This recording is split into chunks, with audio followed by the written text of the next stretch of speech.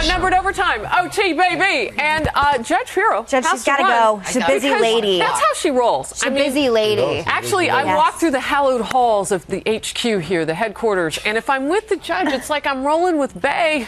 I'll say. Like, woo! Work it out, bro. All right. See you later. Bye, Judge. We love having you. Back soon. Thank you, All Judge. right. Bye. Bye-bye. All right. There she goes in those gorgeous shoes. They have these like, Bye. oh, they're so pretty. And they have these like big flowers on them, like New Year's Eve. Yeah, both of you have so stuff going on in your shoes, huh? we got Very exciting. the shoe thing going on. Yeah, we got into it about Hollywood and this whole Madonna thing, right? Yeah, I can't believe it. That was really fascinating, to say the least. She's got a lot of own problems in her life. If you follow gossip on TMZ, which I do on occasion, which I won't restate right now because it's not worth it, but she should maybe look at some things in her own life before she starts judging everybody else's. It's always hard to do that biblical thing, though, to get that stick out of your eye. and unfortunately, people who are, sycophants around you often will hand it back to you once you flick it out. So it's hard. I think we angered our general audience with the Madonna quotes. Yeah? Oh, do they love Madonna? Well, no, I don't think that they loved Madonna, but I think that they have feelings about what she said. It's I'm no what she said. Pollyanna. It's pretty graphic. I mean, it's gross. It's so true. A lot of people love the way we ended the TV version of us. And by the way, thank you to everybody on the live chat today, foxnews.com/outnumbered. And you click on that overtime tab. You all know that, but sometimes people can get to the page and not really know how to get in, and they hear our voice, but they don't see our face. There are a lot of people on it right now, so we appreciate that. What's Facebook Live looking like? Sorry, I'm right in the middle of some really fun tweets. Let me hop on to Outnumbered for you, because what a beautiful moment there on the live version of Outnumbered. And you commented on the flyover on this day. How do you know so much about airplanes? I love planes. I've been wanting to get my pilot license for a long time, but it takes about 6 months. So I'm. You do have your pilot's license? I will. Very good. Give him time. Yeah, but I love planes. I love our military. I love what they use, and most of the military equipment and technology is coming to us slowly. So.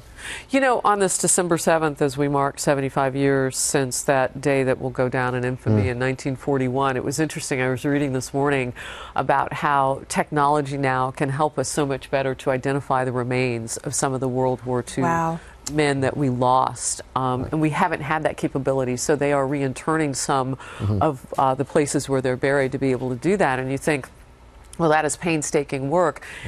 Some of them would have been 18 at the time.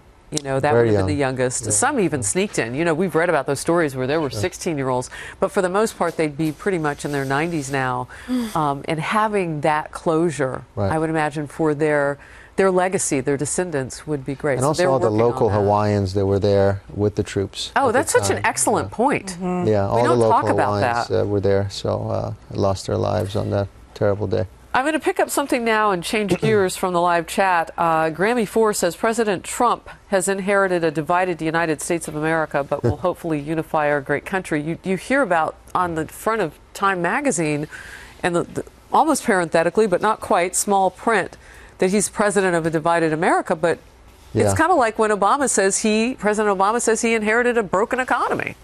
Yeah, I mean, listen, I just think the worldview of so many people, if we've learned nothing from this election, it's that journalists who work in New York and D.C. need to leave Manhattan and Washington, D.C. once in a while to realize what the rest of the country is like. And to me, this is just obviously through the prism of a liberal board of editors or whomever chose this editorial. I think it's terribly disrespectful. I think it's ridiculous. And again, to give no responsibility and culpability to President Obama for how divided we are. Donald Trump isn't even yet our president, and already he's getting the responsibility of all the negative things that have happened under President Obama. And I'm really over all of of it. I really think that a lot of people in journalism need to take a really cold, hard look at themselves. And I've had a lot of really honest conversations with some journalists that I came up with working at Newsweek almost 12 years ago. And all of a sudden, the things that I was saying during the election about you needing to leave this city, and you have to talk to real Americans once in a while if you want to be considered an unbiased reporter. All of a sudden, there's a tone shift that, oh, maybe Meghan was right. Maybe I should listen to her. Maybe I should talk to someone who, maybe I should meet an evangelical, a gun owner, or a Trump supporter before deciding to judge them and write about them. Absolutely. I Anything agree. on Facebook? Texas Man 79 just wrote in saying, I would hope and pray that people can see good change and good reason for a better tomorrow. Though when I see liberal friends of mine unable to open up to conversations that tackle both sides, it makes it impossible for liberals to change. Oh, that's interesting. Yeah, it is. They'll never change. Hopefully. I actually think some may. There's a lot of soul searching going on with some people that I know about what they've missed. At least people that work in media, about what is it that we didn't.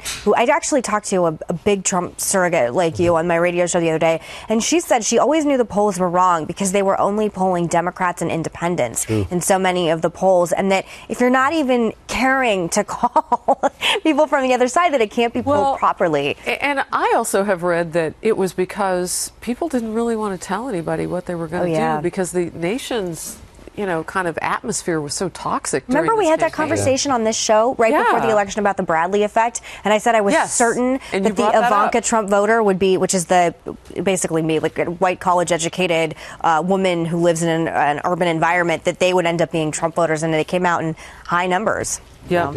I can't tell you how many people I spoke to who went to went to vote not having their mind made up and went Trump. Really? Because people were willing to gamble on change. They knew what they were getting with Hillary. It was more of the same. It was more of corruption. Exactly who the Clintons are. And even if you have, concerns about some of the things he said during the election, I think people were just willing to gamble that he'd be a big success. I know a lot of people like that.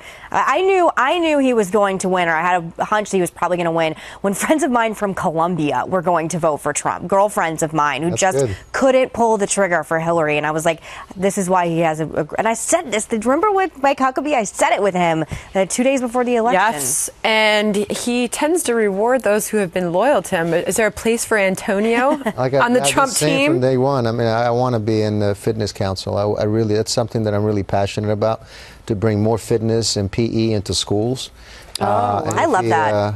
If you allow me to do that, I would certainly do my best, and I would bring that back, because we need more physical education in school, junior high schools and high schools especially. You'd be such a great surrogate to go out to high schools across the country on behalf of the administration. I think it's a great idea. Yeah, and bring in better foods at these schools and just educate them on everything like that. So, when I saw you, I think it was in Philly at the DNC. Yes. Pretty sure, yeah. Oh, God, you went to the DNC? Oh, yeah. Were people so mean to you? It was a fabulous experience. Remember, you and I were up in the Skybox the first night that opened the convention, and we were up there doing some radio, and I thought it was great. I think people would be surprised. It was like an event to go to. It was like a concert. So people from all perspectives. Cleveland? Yeah, I mean, Cleveland and Philly. I mean, the people were just kind of there. Awesome. Outside of the protesters during the daytime, the nightlife, during the actual convention, people just wanted to see the spectacle, right? That city was so safe, and the checkpoint to get inside the arena was amazing. I mean, in Cleveland? In Cleveland. Oh, yeah. We had a type of law enforcement in that city. It was just, it was great. I walked through that city, and it felt extremely safe.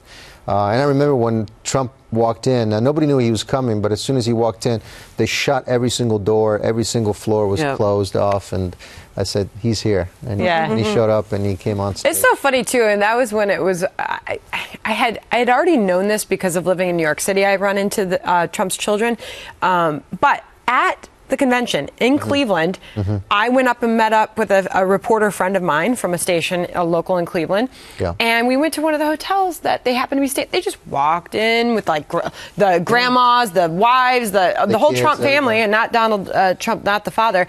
They walked in and they were so casual and so. Good family.